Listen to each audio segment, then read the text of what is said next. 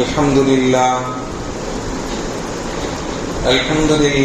رب العالمين والصلاة والسلام على أشرف المرسلين وعلى آله وصحبه أجمعين أما بعد فقد قال الله تعالى في القرآن العظيم والفرقان المجيد أعوذ بالله من الشيطان الرجيم بسم الله الرحمن الرحيم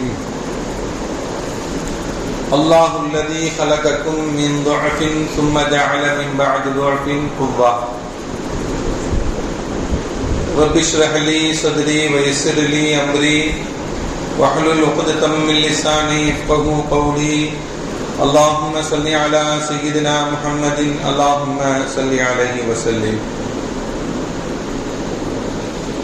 கண்ணியத்திற்கும் மரியாதைக்கும் உரிய அல்லாஹ்வின் நல்லடியார்களே, அருமையான சகோதர பெருமக்களே, அருமை நாயகம் முஹம்மது ஸல்லல்லாஹு அலைஹி வஸல்லம் உடைய பாக்கியம் நிறைந்த நல்லும்மத்துமார்களே, அருமையான பெருமக்களே, எந்த விஷயத்தை கேட்க இருக்கிறோமோ அந்த விஷயத்தின்படி அமல் செய்யக்கூடிய பாக்கியத்தினையும் கேட்ட விஷயங்களை பிறருக்கு எத்தி வைக்கக்கூடிய பாக்கியத்தினையும் அல்லாஹ் நம் அனைவருக்கும் வழங்கிடுவானாக. நம்முடைய வாழ்நாட்களை அல்லாஹ் ஆரோக்கியமான வாழ்நாட்களாக ஆக்கி தருவானாக. மருத்துவமனைகளுக்கு செல்லாத காலங்களாக ஆக்கி தருவானாக. மருத்துவமனை செலவினங்களிலிருந்து அல்லாஹ் நம் அனைவரையும் முழுமையான முறையில் பாதுகாப்பானாக. எல்லா விதமான ஆபத்துகள், விபத்துகள், பலாய் முசீபத்துகள், பரவக்கூடிய தொற்று நோய்கள், அனைத்து விதமான பாவ செயல்களிலிருந்தும் அல்லாஹ் நம் அனைவரையும் முழுமையான முறையில் பாதுகாத்து நிம்மதியான, அமைதியான, ராகத்தான, சந்தோஷமான, மகிழ்ச்சியான வாழ்க்கை இந்த உலகத்திலும் நாளை மறு உலகத்திலும் அல்லாஹ் அளவில்லாமல் வழங்கிடுவானாக.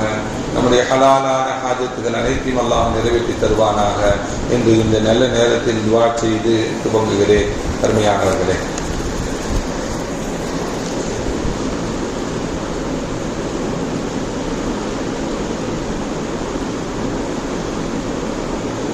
அல்லாஹ் மனிதனுடைய வாழ்வை பல்வேறு பருவங்களாக ஏற்படுத்தி தந்திருக்கிறான்.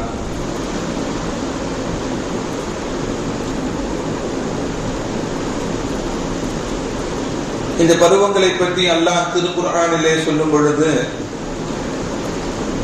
அல்லாஹுல்லதீ ஹலகக்கும் மின் துஅஃபின், அல்லாஹ் உங்களை பலகீனமான நிலையில் படைத்தான். அல்லாஹ் குழந்தையாக இருக்கக்கூடிய சமயத்தில் பசிக்குதுன்னா பசியை தீர்த்துக் கொள்வதற்குண்டான எந்த விதமான ஆற்றலும் இல்லை. வயிறு வலிக்குது அப்படின்னா வயிறு வலிக்குன்னு சொல்வதற்குண்டான ஆற்றல் இல்லை. பலகீனமான நிலையில் அல்லாஹ் உங்களை படைத்தான் என்ற நிலை, அந்த குழந்தை பருவத்தை தான் அல்லாஹ் சொல்லுகிறான். அந்த குழந்தை பருவம், அந்த பலகீனமான நிலை, பிறரை சார்ந்து வாழக்கூடிய சூழ்நிலை அல்லாஹ் ஏற்படுத்தி வைத்திருக்கிறான். அந்த குழந்தை பருவத்துக்கு அடுத்த பருவமாக தும்ம ஜஅல மின் பஅதி துஅஃபின், அந்த பலகீனமான பருவத்திற்கு பிறகு அல்லாஹ் ஏற்படுத்தி வைத்திருக்கிறான் குவ்வத்தன், ஆற்றலை அல்லாஹ் ஏற்படுத்தி வைத்திருக்கிறான். குழந்தை பருவத்துக்கு துஅஃப் என்று அல்லாஹ் சொல்கிறான், பலகீனமானது, பிறரை சார்ந்து வாழக்கூடிய சூழ்நிலை அல்லாஹ் ஏற்படுத்தி வைத்திருக்கிறார். ஆனா அந்த குழந்தை பருவத்தை தாண்டி இளமை பருவத்தை அல்லாஹ் சொல்லும் பொழுது குவ்வத்தன், குவ்வத் என்றால் என்ன அப்படின்னா, வாலிப பருவத்திற்கு தான் அல்லாஹ் குவ்வத், பலம், ஆற்றல் என்றெல்லாம் அல்லாஹ் அந்த வார்த்தையை பயன்படுத்தி அந்த வாலிப பருவத்திற்கு அல்லாஹ் சொல்கிறார். ஒரு நாட்டுடைய பலம் என்ன? ஆயுதங்களை குவித்துக் கொண்டே இருப்பதா? அல்ல. ஒரு குடும்பத்தினுடைய பலம் என்ன? பொருளாதாரத்தை சேமித்துக் கொண்டே இருப்பதா? அல்ல.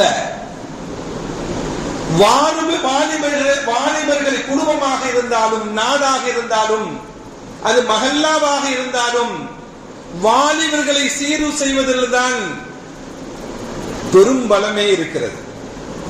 பெரும்பலம் எதில் இருக்கிறது? வாலிபர்களை சீர் செய்வதில் தான் பெரும்பலம் இருக்கிறது. ஒரு சமூகம் உயர்ந்து நிற்பதற்குண்டான சூழ்நிலை அந்த சமூகத்தினுடைய இளைஞர்கள் எல்லாம், வாலிபர்கள் எல்லாம் ஒழுக்கமாக இருந்திருக்க வேண்டும். அப்படி ஒழுக்கமாக இருந்தால்தான் அந்த சமூகம் உயர்ந்து நிற்க முடியும். ஒழுக்கமற்ற வாலிபர்களை உருவாக்கக்கூடிய சமூகம் எந்த காலத்திலும் உயர்ந்து நிற்காது என்று பெருமக்கள் நமக்கு சொல்லுவார். இந்த உம்மத்தினுடைய முதுகெலும்புகளாக, இந்த சமுதாயத்தினுடைய முதுகெலும்புகளாக இருக்கக்கூடிய இளைஞர்கள் சீர்கட்டு போய் விடுவார்கள் என்றால் இந்த சமூகமும் தோற்றுவிடும், இந்த உம்மத்தும் தோற்றுவிடும். இந்த இளைஞர்களை வைத்துதான் ஒவ்வொரு சமூகமும் இடை போடப்படுகிறது என்று அரபிய பழமொழியில் நமக்கு சொல்லப்படும். அருமையான பெருமக்களே, நபிகள் நாயகம் ஸல்லல்லாஹு அலைஹி வஸல்லமுடைய காலத்தில் வாழ்ந்த வாலிபர்களை ஸல்லல்லாஹு அலைஹி வஸல்லம் அவர்கள் அவருடைய ஆற்றலை, அவருடைய அறிவை, அவருடைய பலத்தை கணித்து அவர்களுக்குண்டான பணிகளை ஸல்லல்லாஹு அலைஹி வஸல்லம் கொடுத்து இந்த உம்மத்தை உயர்த்தி காட்டினார்கள், இந்த சமுதாயத்தை உயர்த்தி காட்டினார்கள் நபிகள் நாயகம் ஸல்லல்லாஹு அலைஹி வஸல்லம் அவர்கள். ஹஜ்ரத் ஸைத் இப்னு ஸாபித் ரலியல்லாஹு தஆலா அவர்கள் ஸல்லல்லாஹு அலைஹி வஸல்லம் அவர்கள் மதீனாவுக்கு வரும்பொழுது ஒரு 11-12 வயதை ஒத்த உடையவர்களாக இருந்தார்கள். நபிகள் நாயகம் ஸல்லல்லாஹு அலைஹி வஸல்லம் அவர்கள் ஸைத் இப்னு ஸாபித்தை அறிவார்ந்த சஹாபியாக தேர்ந்தெடுத்துக் கொண்டு தனக்கு அருகாமையிலேயே வைத்திருந்தார்கள். அந்த ஸைத் இப்னு ஸாபித் ரலியல்லாஹு தஆலா அவர்களுக்கு என்ன பணி தெரியுமா? அவர்களுக்கு அல்லாஹ் குர்ஆனுடைய வசனத்தை இறக்கினால் அந்த வசனத்தை ஸல்லல்லாஹு அலைஹி வஸல்லம் அவர்கள் ஸைத் இப்னு ஸாபித்துக்கு ஓதி காமித்து அந்த குர்ஆனுடைய வசனத்தை எழுதி வைக்கக்கூடிய பொறுப்பு ஸைத் இப்னு ஸாபித் ரலியல்லாஹு தஆலா அவர்களுக்கு. அவர்கள் காத்திபுல் வஹி என்ற உயர்ந்த பொறுப்பை நபிகள் நாயகம் ஸல்லல்லாஹு அலைஹி வஸல்லம் அவர்களுக்கு வழங்கினார்கள். அது மட்டுமல்ல, வெளியூரிலிருந்து தூதுக்குழுக்களாக வந்தவர்களிடமும் அல்லது யூதர்கள் வந்து நபிகள் நாயகம் ஸல்லல்லாஹு அலைஹி வஸல்லம் அவர்களை சந்திப்பார்கள். சந்திக்கக்கூடிய அவர்களுக்கு மொழியாக்கம் செய்வதற்கும் யார்தான் இருப்பார்? இந்த ஸைத் இப்னு ஸாபித் ரலியல்லாஹு தஆலா அவங்க தான் இருப்பாங்க. ஏனென்றா ஸல்லல்லாஹு அலைஹி வஸல்லம் அவங்க மதீனாவுக்கு வந்தவுடன் ஸைத் இப்னு ஸாபித்தை நீங்கள் யூத மொழியை நீங்கள் கற்றுக்கொள்ளுங்கள் என்று ஸல்லல்லாஹு அலைஹி வஸல்லம் சொன்னாங்க.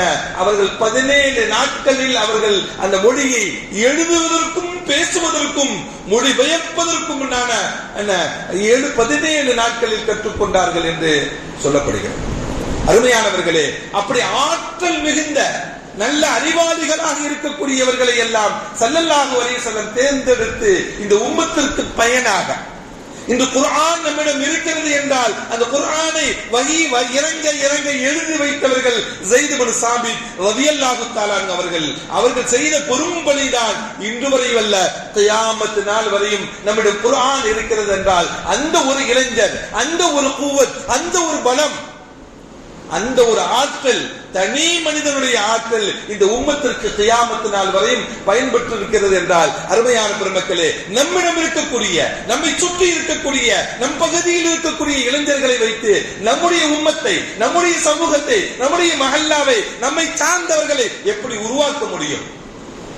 ஒரு இளைஞனை வைத்து, ஒரு பலம் உள்ளவனை வைத்து, ஒரு ஆற்றல் உள்ளவனை வைத்து குர்ஆனை கியாமத் நாள் வரையும் தாங்கி பிடிக்கக்கூடிய பெரும் பொறுப்பை ஸல்லல்லாஹு அலைஹி வஸல்லம் கொடுத்து கியாமத் நாள் வரையும் ஒரு அமலை கண்டினியூவா செய்வதற்கு அந்த ஒரு பெரிய பாக்கியத்தை பெற்றார்கள் என்றால் அருமையான பெருமக்களே, இளைஞர்களை கொண்டு எல்லாமே சாதிக்க முடியும் என்பதுதான் நபிகள் நாயகம் ஸல்லல்லாஹு அலைஹி வஸல்லம் அவர்கள் ஸைத் இப்னு ஸாபித் ரலியல்லாஹு தஆலா அவர்கள் செய்த பணியை வைத்து நாம் சொல்ல முடியும்.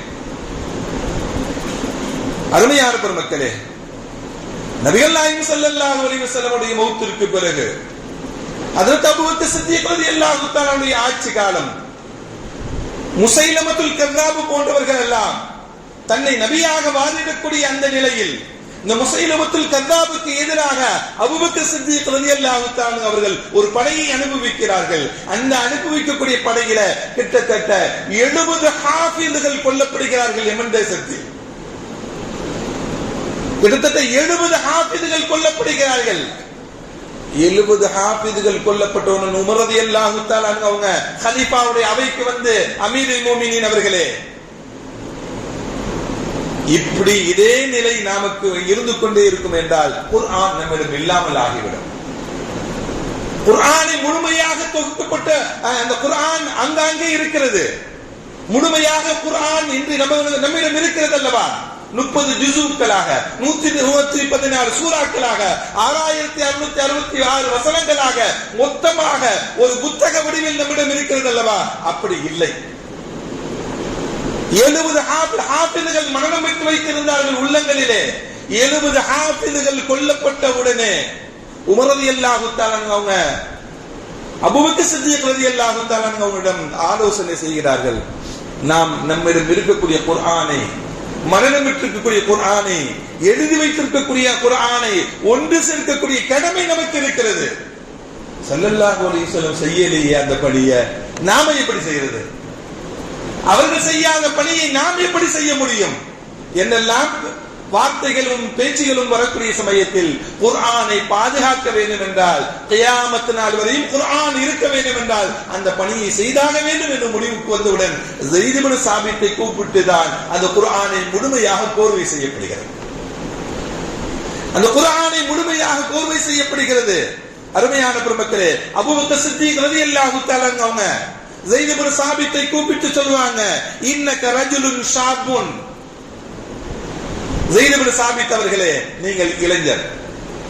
இன்னக ரஜுலுன் ஷாபுன் ஆகிலுன், அறிவார்ந்த இளைஞர் நீங்க, ஆற்றல் உள்ள இளைஞர் நீங்க. குன்த தக்துபுல் வஹி ரசூலுல்லாஹி ஸல்லல்லாஹு அலைஹி வஸல்லம், ஸல்லல்லாஹு அலைஹி வஸல்லம் அவர்களுடைய வஹி இறங்க இறங்க அந்த வஹியை எழுதக்கூடிய பொறுப்பை நீங்க கவனித்துக் கொண்டிருந்தீர்கள். அதனால் குர்ஆனை ஒன்று சேர்க்கக்கூடிய பொறுப்பை உங்களுக்கு நாங்கள் தருகிறோம், அந்த பணியை செய்யுங்க. ஸைத் இப்னு சாபித் ரலியல்லாஹு தஆலா சொன்னாங்க, ஃபவல்லாஹி லவ் கல்லஃபனி நகல் ஜபலின் மினல் ஜிபால். இந்த மதீனா தேசத்தினுடைய இருக்கக்கூடிய மலைகள் இருக்கிறது அல்லவா, இந்த மலைகளில் ஒரு மலையை நீங்கள் பெயர்த்து இன்னொரு இடத்துக்கு கொண்டு செல்ல சொன்னாலும் நான் அதை செய்து விடுவேன், அது எனக்கு கடினம் அல்ல.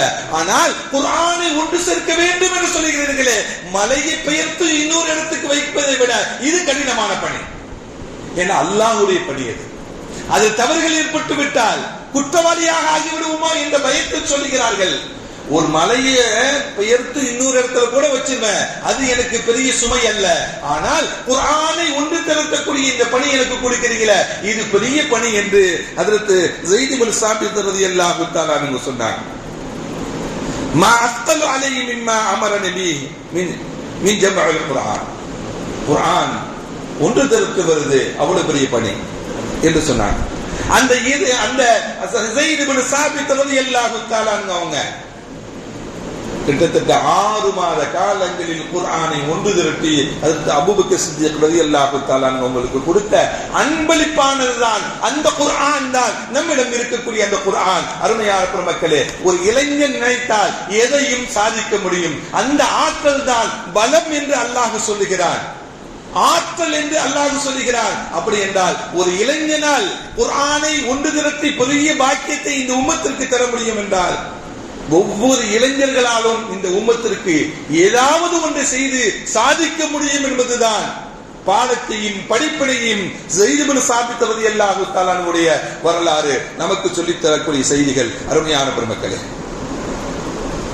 அல்லாஹ்வின் தூதர் ஸல்லல்லாஹு அலைஹி வஸல்லம் அவர்கள் ஒரு யுத்தம் இல்லாமல், ஒரு சண்டை இல்லாமல் அமைதியான நிலையில் ஒரு நகரத்தை கைப்பற்றுகிறார்கள். ஸல்லல்லாஹு அலைஹி வஸல்லம் அவர்கள் ஒரு யுத்தம் இல்லாம, ஒரு சண்டை இல்லாம, ஒரு சச்சரவுகள் இல்லாமல் ஒரு நகரத்தை முழுமையாக ஸல்லல்லாஹு அலைஹி வஸல்லம் அவர்கள் கைப்பற்றுகிறார்கள். அந்த கைப்பற்றுவதற்குண்டான சூழ்நிலையை அமைத்து கொடுத்தவர் ஒரு இளைஞர். ஸல்லல்லாஹு அலைஹி வஸல்லம் அவர்கள் தன்னுடைய நுபுவத்தினுடைய 12வது ஆண்டு முஸ்அப் இப்னு உமைர் ரலியல்லாஹு தஆலா அவர்களை மக்காவிலிருந்து எத்ரீபுக்கு அனுப்புகிறார்கள், மதீனாவுக்கு அனுப்புகிறார்கள். அவர் அங்க போய் என்ன பண்றார்? டோர் பை டோர் என்ன பண்றாரு? மார்க்கத்தை எடுத்து சொல்கிறார். எல்லா வீட்டு வாசலுக்கும் கலிமாவை கொண்டு செல்கிறார். புனித மார்க்கத்தை எடுத்துக்கொண்டு செல்கிறார். எல்லா மக்களுக்கும் முஹம்மது நபி அவர்களை பற்றியும் அல்லாஹ்வை பற்றியும் அல்லாஹ்வுடைய வேதத்தை பற்றியும் ஒரு ஆண்டு காலத்தில் ஒரு நகர் முழுவதுமே இஸ்லாத்தை கொண்டு சேர்த்த ஒரே ஒரு மனிதர் ஹஜ்ரத் முஸ்அப் இப்னு உமைர் ரலியல்லாஹு தஆலா அன்ஹு. அதே முஸ்அப் இப்னு உமைர் ரலியல்லாஹு தஆலா அவங்க ஸல்லல்லாஹு அலைஹி வஸல்லம் நுபுவத்திற்கு 13வது ஆண்டு, நுபுவத்தினுடைய 13வது ஆண்டு அரஃபா பெருவழியிலே ஸல்லல்லாஹு அலைஹி வஸல்லம் அவர்களை சந்திக்கிறார்கள். சந்திக்கும் போது சொன்னாங்க, முஸ்அப் இப்னு உமைர் தன்னுடைய பணிகளை பற்றி சொல்லும்போது சொல்லுவாங்க, யா ரசூலல்லாஹ், அல்லாஹ்வின் தூதர் ஸல்லல்லாஹு அலைஹி வஸல்லம் அவர்களே, மதீனாவில் எந்த வீட்டு வாசலையும் இஸ்லாம் சென்று அடையாமல் இல்லை, எல்லா வீட்டுடைய வாசலிலும் இஸ்லாம் சென்று அடைந்து விட்டது என்ற தன்னுடைய முழுமையான பணியை செய்தார்கள் என்றால், அருமையான பெருமக்களே, மதீனா முழுவதும் இஸ்லாத்தை சேர்த்த பணி ஒரு இளைஞரிடம் கொடுத்த பணிதான். அது ஒரு இளைஞர் செய்த பணிதான். ஸல்லல்லாஹு அலைஹி வஸல்லம் அவர்கள் நுபுவத்தினுடைய 13வது ஆண்டில் மதீனாவுக்கு போகும் பொழுது யாருமே இல்லை, எல்லோரும் இஸ்லாத்தை ஏற்றுக்கொண்டார்கள். இஸ்லாத்தை ஏற்றுக்கொண்ட நிலையில் தான் ஒட்டுமொத்த மக்களும் நபிகள் நாயகம் ஸல்லல்லாஹு அலைஹி வஸல்லம் அவர்களை மதீனாவுடைய எல்லையில் நின்று வரவேற்கக்கூடிய சூழ்நிலைகள் எல்லாம். இப்படி ஒரு இளைஞரால் செய்ய முடியாதது ஒன்றுமல்ல என்பதுதான் இந்த முஸ்அப் இப்னு உமைர் ரலியல்லாஹு தஆலா அன்ஹுடைய நிகழ்வுகள் எல்லாம் நமக்கு சொல்லித் தரக்கூடிய செய்திகள். அருமையான பெருமக்களே, முஆத் இப்னு ஜபல் ரலியல்லாஹு தஆலா அன்ஹு அவர்கள் 20 வயது இளைஞர். அவர் நபிகள் நாயகம் ஸல்லல்லாஹு அலைஹி வஸல்லம் அவர்கள் மதீனாவுக்கு வந்து 10 ஆண்டுகள் நிறைவாகிறது. ஹிஜ்ரி 11வது ஆண்டு சஃபர் மாதம் ஸல்லல்லாஹு அலைஹி வஸல்லம் அவர்கள் ரபியுல் அவ்வல் மாதம் மரணமாகிறார்கள். ஒரு மாதத்திற்கு முன்பாக முஆதை அழைத்து சொல்லுகிறார். சொல்றாங்க ஸல்லல்லாஹு அலைஹி வஸல்லம், யா முஆத், வல்லாஹி இன்னி உஹிப்புக, முஆதே, அல்லாஹ் மீது ஆணையாக நான் உன்னை நேசிக்கிறேன், அல்லாஹ் மீது ஆணையாக நான் உன்னை நேசிக்கிறேன், யா முஆத், வல்லாஹி இன்னி உஹிப்புக, நான் உன்னை நேசிக்கிறேன் என்று ஸல்லல்லாஹு அலைஹி வஸல்லம் சொல்லி முஆத் ரலியல்லாஹு தஆலா அவங்களுக்கு யமன் தேசத்தினுடைய கவர்னர் பொறுப்பை கொடுத்து அனுப்புறாங்க. ஸல்லல்லாஹு அலைஹி வஸல்லம் யமன் தேசத்தினுடைய கவர்னராக அனுப்பி வைக்கிறாங்க. அனுப்பி வைக்கக்கூடிய சமயத்தில் சொன்னாங்க, யமனில் யூதர்கள் நிறைந்த பகுதி, கிறிஸ்தவர்கள் அதிகமாக இருக்கக்கூடிய பகுதி, நீ யமனுக்கு கவர்னராக சொல்லுகிறீர்கள், அந்த மக்களிடம் இணக்கமாக நடந்து கொள்ள வேண்டும். இரக்கமாக நடந்து கொள்வது மட்டுமல்ல, அந்த மக்களிடம் நீங்க சென்றீர்கள் என்றால் அவர்களை அழையுங்கள் இலைல் இஸ்லாம், மார்க்கத்தின் பக்கம் அழையுங்கள், அவர்கள் மார்க்கத்தின் பக்கம் அழையுங்க. அவர்கள் கலிமா சொல்லி இஸ்லாத்தை ஏற்றுக்கொண்டார்கள் என்றால் அவர்களுக்கு அகாமுஸ் ஸலாஹ், தொழுகையை நிலைநாட்டுவதனுடைய சட்டங்களை அவர்களுக்கு சொல்லிக் கொடுங்கள். இஸ்லாத்தை ஏற்றவுடன் ஒரு மனிதன் இஸ்லாத்தை ஏற்றுக்கொண்டான் என்றால் அவனுக்கு 5 வேளை தொழுகையும் கடமை. இஸ்லாத்தை ஏற்றுக்கொண்டு அவர்களுக்கு தொழுகையை நிலைநாட்டுவதற்குண்டான சட்டங்களை அல்லாஹ் நமக்கு கடமையாக்கி இருக்கிறான் என்ற கட்டளைகளை அவர்களுக்கு சொல்லுங்கள். அடுத்து சொன்னாங்க ஸல்லல்லாஹு அலைஹி வஸல்லம், அவர்கள் தொழுகையை நிலைநாட்ட ஆரம்பித்து விட்டால் அவர்களிடம் இருந்து, பணக்காரர்களிடம் இருந்து, வசதி படைத்தவர்களிடம் இருந்து ஜகாத்தை வாங்கி ஏழைகளுக்கு கொடுக்க வேண்டும் என்ற சட்டத்தையும் அவர்களுக்கு சொல்லுங்கள். அதை நடைமுறைப்படுத்தினார்கள் ஹஜ்ரத் முஆத் இப்னு ஜபல் ரலியல்லாஹு தஆலா அன்ஹு அவங்க. அருமையான பெருமக்களே, எந்த அளவுக்கு நிறைவேற்றினாங்க தெரியுமா அந்த சட்டத்தை? அவர்கள் சென்ற கிட்டத்தட்ட 5-6 வருடங்களிலேயே யமன் தேசத்தில் எல்லோரும் ஜகாத் கொடுத்தாங்க.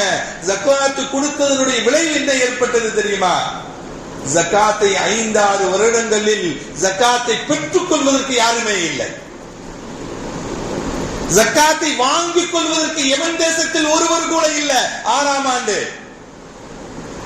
அதற்கு உமர் ரலியல்லாஹு தஆலா அவங்களுக்கு யமன் தேசத்தினுடைய கவர்னரான முஆத் இப்னு ஜபல் ரலியல்லாஹு தஆலா அவங்க கடிதம் எழுதுகிறார்கள். யா அமீருல் முஃமினீன், அமீருல் முஃமினீன் அவர்களே, நான் யமன் தேசத்துக்கு ரசூலுல்லாஹி ஸல்லல்லாஹு அலைஹி வஸல்லம் அவர்கள் மூலமாக நான் கவர்னர் அனுப்பப்பட்டேன். அவர்களுக்கு மார்க்கத்தை எடுத்து சொல்ல சொன்னாங்க. நான் மார்க்கத்தை எடுத்து சொன்னேன். இஸ்லாத்தை ஏற்றுக்கொண்டார்கள் அந்த பெருமக்கள் எல்லாம். அவர்களை தொழுகையை நிலைநாட்டுவதற்கு ஸல்லல்லாஹு அலைஹி வஸல்லம் கற்றுக் கொடுக்க சொன்னார்கள். நாங்கள் கற்றுக் கொடுத்து தொழுகையை நிலைநாட்டினார்கள். ஜக்காத்தை அவர்களிடந்து பெற்றுக்கொள்ள சொன்னார்கள். அதை பெற்றுக்கொண்டு ஏழைகளுக்கு கொடுத்தேன். அதனுடைய விளைவு என்னன்னா, யமன் தேசத்தில் ஒருவர் கூட ஜக்காத்தை பெற்றுக்கொள்ளக்கூடிய நிலையில் ஏழ்மையில் யாருமே இல்லை. அதனால் ஜக்காத்தை இங்கு கிடைக்கக்கூடிய ஜக்காத்தினுடைய பொருளை நான் மதீனாவுக்கு அனுப்பி வைக்கிறேன் என்று அமீருல் முஃமினீன் உமர் ரலியல்லாஹு தஆலா அவங்களுக்கு, ஹஜ்ரத் முஆத் பின் ஜபல் ரலியல்லாஹு தஆலா அவங்க கடிதம் எழுதினார்கள் என்றால், அருமையான பெருமக்களே, ஒரு நகரத்தில், ஒரு நாட்டில், ஒரு பகுதியில் ஒரு ஏழை கூட இல்லை என்ற நிலையை ஒரு பலம் வாய்ந்த இளைஞரால் நடத்த முடியும் என்பதுதான் ஹஜ்ரத் முஆத் பின் ஜபல் ரலியல்லாஹு தஆலா அவர்கள் செய்த அந்த வரலாற்று புரட்சி. அருமையான பெருமக்களே, இப்படி ஒரு இளைஞர் சமூகத்தில் மாற்றத்தை ஏற்படுத்த முடியும், சமூகத்தை முன்மாதிரியாக ஆக்க முடியும், ஒரு நல்ல சமூகமாக உருவாக்கி கொண்டு வர முடியும். ஒரு பலம் வாய்ந்த ஒரு இளைஞனால் செய்ய முடியும் என்றால், அப்படிப்பட்ட இளைஞர்களை கொண்டுதான் இந்த மார்க்கத்தை உயர்த்தி காட்டினார்கள் நபிகள் நாயகம் ஸல்லல்லாஹு அலைஹி வஸல்லம் அவர்கள். 5-6 வருடங்களில் ஒரு தேசமே என்ன ஜக்காத்து கொடுக்க வாங்குவதற்குண்டான தகுதி இல்லாதவர்களாக ஆகிவிட்டார்கள் என்றால், எல்லோரும் ஜக்காத்து கொடுக்கக்கூடிய நிலைக்கு வந்து விட்டார்கள் என்றால், நம்மிடம் இருக்கக்கூடிய இளைஞர்கள், நம்முடைய மார்க்கத்தை பின்பற்றக்கூடிய இளைஞர்கள், முஹம்மது அஹ்மத் என்று பெயரிட்ட இளைஞர்களால் ஏன் சாதிக்க முடியாது? சாதித்து காட்ட முடியும் என்பதுதான் இந்த முஆத் பின் ஜபல் போன்ற சஹாபிகளுடைய வரலாறுகள் எல்லாம் நமக்கு பாடத்தையும் படிப்பினையும் நமக்கு ஏற்படுத்தி கொடுக்கக்கூடிய செய்திகள். அருமையான பெருமக்களே, இது சஹாபாக்களுடைய வாழ்க்கையில் மட்டும் பிரதிபலிக்கவில்லை, அடுத்து வாழ்ந்த பெருமக்களுடைய வாழ்க்கையும் எப்படி சிறப்பாக தான் இருந்தது. குர்ஆனுக்கு அடுத்தபடியாக இன்னைக்கு புகாரி எல்லோருடைய கரணங்களிலும் எல்லோருடைய கைகளிலும் இருக்கிறது. போன்ல கூட இன்னைக்கு புகாரி கிதாபை நாம் இறக்கி வைத்திருக்கிறோம். அந்த புகாரியை கோர்வை செய்தவர்கள் இமாம் புகாரி ரஹ்மத்துல்லாஹி அலைஹி அவர்கள். அவருடைய 16வது வயதில் அவருடைய தந்தையை இழக்கிறார்கள். 16 வயசுல அவருடைய தந்தை இஸ்மாயில் அவர்களை இழக்கிறார்கள், இறந்து போகிறாங்க. 16 வயதில் தன்னுடைய மகன் 2 பிள்ளைகள், புகாரி ரஹ்மத்துல்லாஹி சகோதரர் அஹ்மத் என்றும், புகாரி ரஹ்மத்துல்லாஹி பெயர் முஹம்மது, முஹம்மதையும் அஹ்மதையும் அவருடைய தந்தை இறந்தவுடன் அவருடைய தாயார் மக்காவுக்கு அழைத்து செல்கிறார்கள் ஹஜ்ஜிக்காக வேண்டி. ஹஜ்ஜிக்கு போனது மட்டுமல்ல, அங்களுடைய அமல்களை எல்லாம் செய்து முடித்து விட்டு தன்னுடைய மகனை இந்த மார்க்கத்திற்காக வேண்டி அர்ப்பணித்து விட்டு வருகிறார்கள். இமாம் புகாரி ரஹ்மத்துல்லாஹி அலைஹி அவர்கள் 16 வயதில் மக்காவுக்கு சென்ற அவர்கள் வீட்டுக்கு எப்படி திரும்புகிறார்கள்? 36 வயதில் தன்னுடைய தாயை பார்ப்பதற்கு திரும்புகிறார்கள். கிட்டத்தட்ட 20 ஆண்டு காலங்கள் அவர்கள் போகும்போது இளமையில் போனாங்க. 16 வயது இளமையில் போனாங்க. 36 வயதில் திரும்பக்கூடிய சமயத்தில் புகாரி கிரந்தமனுடைய கையில். அவர்கள் எத்தனை ஊர்கள் பயணம் செய்தார்கள் தெரியுமா? அந்த ஹதீஸை கோர்வை செய்வதற்கு, அந்த ஹதீஸை கோர்வை செய்வதற்கு எத்தனை ஊர்கள் பயணம் செய்தார்கள். அருமையான பெருமக்களே, அந்த இமாம் புகாரி ரஹ்மத்துல்லாஹி அலைஹி அவர்கள் செய்த பெரும் நற்காரியங்கள் இந்த உம்மத்திற்கு கியாமத் நாள் வரையும் நன்மையை ஏற்படுத்திக் கொண்டிருக்கும். நபிகள் நாயகம் ஸல்லல்லாஹு அலைஹி வஸல்லம் சொன்னாங்க, அஹப்புன் நாஸி இலல்லாஹ், அல்லாஹ்வுக்கு மனிதர்களிலே மிகவும் பிடித்தவர்கள் யாரு தெரியுமா என்று நபிகள் நாயகம் ஸல்லல்லாஹு அலைஹி வஸல்லம் சொல்லிட்டு அவர்களே பதில் சொல்வார்கள், அன்ஃபஉஹும் லின்னாஸ், மக்களுக்கு பிரயோஜனத்தை ஏற்படுத்தி தரக்கூடியவர்கள் தான் மக்களிலே அல்லாஹ்வுக்கு மிகவும் பிடித்தமானவர்கள் என்று நபிகள் நாயகம் ஸல்லல்லாஹு அலைஹி வஸல்லம் சொன்னாங்க. அருமையான பெருமக்களே, மக்களுக்கு பிரயோஜனத்தை ஏற்படுத்தி தரக்கூடியவர்கள் அல்லாஹ்வுக்கு மிகவும் பிடித்தமானவர்கள் என்றால் நாம் மக்களுக்கு இந்த நன்மையை செய்திருக்கிறோம். இமாம் புகாரி ரஹ்மத்துல்லாஹி அலைஹி 1000 ஆண்டுகளை தாண்டியும் இன்றும் அவர்களை பற்றி பேசப்படுகிறது. இன்று நாம் எந்த நன்மையை செய்தாலும் அவர்களுக்கு போய் சேர்ந்து கொண்டிருக்கிறது. நாம் ஜும்மாவுடைய தொழுகையை தொழுகிறோம், ஜும்மாவுக்கு சம்பந்தமான எத்தனை ஹதீஸ்களை நமக்கு தந்திருக்கிறார்கள். லுகர் தொழுகையை தொழுகிறோம், லுகர் தொழுகை சம்பந்தமான எத்தனை ஹதீஸ்களை நமக்கு தந்திருக்கிறார்கள். ஜகாத்தை கொடுக்கிறோம், ஜகாத் சம்பந்தமான எத்தனை ஹதீஸ்களை நமக்கு தந்திருக்கிறார்கள். ஹஜ் செய்கிறோம், ஹஜ் சம்பந்தமாக எத்தனை ஹதீஸ்களை நமக்கு தந்திருக்கிறார்கள்.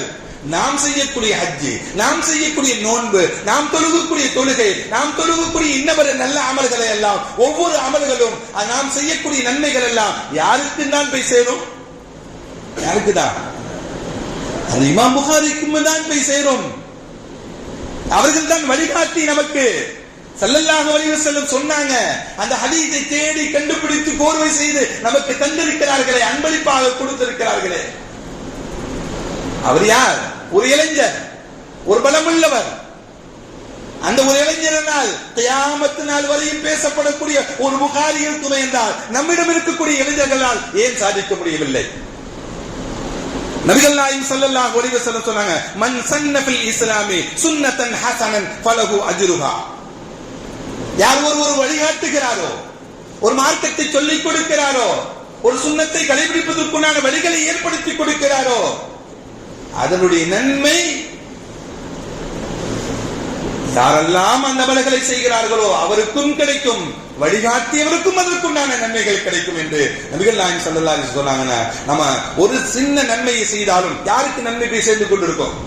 இமாம் புகாரி ரஹ்மத்துல்லாஹி அலைஹி போய் செய்து கொண்டிருக்கும் என்றால், இவ்வளவு பெரிய பணியை ஒரு இளைஞரால் செய்ய முடியும் என்றால் ஏன் நம்முடைய இளைஞர்களால் செய்ய முடியாது? அருமையான பெருமக்களே, இப்படி நாளை மறுமை நாளையில் அல்லாஹ் கேட்பான். என்ன கேட்பான் தெரியுமா? நீ எப்படி வாழ்ந்தாய் என்று கேட்பான், உன்னுடைய இளமையை எப்படி கழித்தாய் என்று கேட்பான், உன்னுடைய ஆயுளை எப்படி பயன்படுத்திக் கொண்டாய் என்று கேட்பான். அந்த நிலையில் நாம் என்ன பதில் சொல்லுவோம்? நபிகள் நாயகம் ஸல்லல்லாஹு அலைஹி வஸல்லம் சொன்னாங்க, லா தஸூலு கதமா அபத யௌமில் கியாமா. நாளை மறுமை நாளையில் ஒரு அடியானுடைய கால் பாதம் நகரவே நகராது. ஹத்தா யுஸ்அலு, அவன் கேள்வி கேட்டு பதில் சொல்லாதவரை அவன் கால் பாதம் நகராது. முதல் கேள்வியாக அவனிடம் என்ன கேட்கப்படுது? அந்த உம்ரிஹி, அவனுடைய வயதை பற்றி தான் கேட்கப்படும். உனக்கு இவ்வளவு காலங்கள் உலகத்தில் வாழ்வதற்கு 60 வருட காலங்கள், 70 வருட காலங்கள், 80 வருட காலங்கள் உனக்கு கொடுக்கப்பட்டது. அந்த 80 வருட காலங்கள் நீ என்னப்பா மக்களுக்கு பிரயோஜனமாக செய்தாய்? என்ன நன்மை செய்தாய்? மக்களுக்கு என்ன பிரயோஜனத்தை ஏற்படுத்தி கொடுத்தாய் என்றெல்லாம் அவனிடம் கேட்கப்படும். அவனுடைய ஆயுளை பற்றி கேட்கப்படும் என்றால் இளமையை பற்றியும் தான் சேர்த்து கேட்கப்படும். உன்னுடைய இளமையை எப்படி கழித்தாய், முதுமையை எப்படி கழித்தாய் என்றெல்லாம் அவனிடம் கேள்வி கேட்கப்படாதவரை அவனுடைய கால் பாதம் நகர முடியாது என்று நபிகள் நாயகம் ஸல்லல்லாஹு அலைஹி வஸல்லம் சொன்னாங்க. அப்படின்னா அருமையானவரே, நாளும் நாளை மறுமை நாளையிலே நாமும் கேள்வி கேட்கப்படுவோம். அப்படி கேள்வி கேட்கப்படக்கூடிய சமயத்தில் இந்த உம்மத்திற்கு நாம் என்ன செய்தோம், என்ன செய்தோம் என்று கேள்விகளுக்கு கேட்கப்படும். அருமையான பெருமக்களே, அதே போல இமாம் மாலிக் ரஹ்மத்துல்லாஹி அலைஹி சொல்வாங்க, இமாம் மாலிக் ரஹ்மத்துல்லாஹி அலைஹி அவர்கள் சொல்வாங்க, இன்னல் மௌத் லா யஃப்ருகு பைன ஸகீர் வ கபீர். மௌத் என்பது சின்ன ஆளு பெரிய ஆள்லாம் பார்த்து வராது. மௌத் என்பது இவர் சின்ன வயசுடையவர், அவர் பெரிய வயதுடையவர், அப்படி எல்லாம் மௌத் வயது பார்த்து வராது. மரணம் என்பது யாருக்கு எந்த வயதில் நிர்ணயிக்கப்பட்டிருக்கிறதோ அது வந்தே தீரும் என்று சொன்னாங்க. வயது பார்த்தெல்லாம் என்ன பண்ணாது, மௌத் என்பது வராது. வாலிபனே, உன் வயது உட்டியவனை எத்தனை பேரை நீ சுமந்து நீ தவறு செய்திருக்கிறாய், அதை நினைத்து பார்க்க வேண்டாமா? அப்படி என்றால் நீ இன்னொரு காலம் போகட்டும், எனக்கு 40 வயது ஆகட்டும், 50 வயது ஆகட்டும் என்று காலங்களை தாழ்த்திக் கொண்டே இருப்பதனால் நீ எந்த நன்மையும் செய்துவிட முடியாது. இருக்கக்கூடிய காலங்களில் தான் நன்மையை செய்துவிட முடியும். இந்த நன்மைகளை எல்லாம் எப்பொழுதுதான் செய்ய முடியும்? நீ ஆரோக்கியமாக இருக்கக்கூடிய காலங்களில், நல்ல பலம் வாய்ந்தவனாக இருக்கக்கூடிய சமயத்தில் இந்த நல்ல காரியங்கள் எல்லாம் முன்னால் செய்ய முடியும். அதனால் மரணம் நமக்கு 70 வயதில் தான் வரும், 80 வயதில் தான் வரும் என்றெல்லாம் அமல் செய்வதில் நீ தாமதம் செலுத்தாது என்று இமாம் மாலிக் ரஹ்மத்துல்லாஹி அலைஹி நமக்கு சொல்லுவாங்கன்னா. அருமையான மக்களே, நம்முடைய இளைஞர்களும் இருக்கிறாங்க இரவு முழுவதும் கூத்தடிக்கிறதுக்கு, இரவு முழுவதும் பேசுவதற்கு. எத்தனை இளைஞர்களுடைய ஸ்டேட்டஸ்ல நேத்து ஜனநாயகம் படம் வெளியே வரலன்னு சொல்லி தன்னுடைய கவலை வெளிப்பட்ட ஸ்டேட்டஸ் வச்சிருந்தாங்க தெரியுமா? படம் ஒரு படம் ரிலீஸ் ஆகலன்னு சொல்லி ஒரு முஸ்லீம் இளைஞருடைய உள்ளங்களில் அந்த கவலையை வெளிப்படுத்தக்கூடிய, நாம இன்னைக்கு ஃபஜ்ர் தொழுகையிலே என்ற கவலை இல்லை, நமக்கு இன்னைக்கு மௌத்து வந்து விடுமே என்ற கவலை இல்லை. எத்தனை பேர்கள் ஃபஜ்ருக்கு நாம் வருகிறோம்? இவ்வளவு இளைஞர்கள் இருக்கிறோமே, எல்லோரும் மீதும் தானே ஃபஜ்ருடைய தொழுகை கடமை. இருக்கக்கூடிய கொஞ்சம் வயசானவங்க மேல மட்டும் தானா? எல்லாரும் மீதும் தான் கடமை. ஒரு சினிமா நடிகனுடைய படம் அங்க வெளியே வரணும்னா கவலை. ஒரு சினிமா நடிகனுக்காக வேண்டி தன்னுடைய என்னென்னவோ அர்ப்பணிப்பு செய்கிறான். அல்லாஹுக்காக வேண்டியும் அல்லாஹுடைய ரசூலுக்காக வேண்டி பாடுபடுவதற்கு இன்று இளைஞர்கள் தயாராக இல்லை. நாளை மறுமை நாளையில் நீங்க கேள்வி கணக்கு கேட்கப்படுவீர்கள். எப்படி உங்களுடைய கால் பாதங்கள் நகராது நீங்கள் கேள்விகளுக்கு பதில் சொல்லாதவரை? அருமையான பெருமக்களே, நாம் இருக்கக்கூடிய காலங்களில் தான் நல்ல அமல் செய்ய முடியும். இருக்கக்கூடிய காலங்களில் தான் நம்முடைய கடமைகளை நிறைவேற்ற முடியும். வல்லவன் அல்லாஹ் நம்முடைய வாழ்நாளை அல்லாஹ் ஆரோக்கியமான வாழ்நாட்களாகவும் நம்முடைய வாழ்நாட்களை இபாதத்துகள் நிறைந்த வாழ்நாட்களாகவும் அல்லாஹ் ஆக்கி அருள் புரிவானாக. வஆகிரு தஅவானா அனில் ஹம்துலில்லாஹி ரப்பில் ஆலமீன். அஸ்ஸலாமு அலைக்கும் வரஹ்மத்துல்லாஹி வபரகாத்துஹு.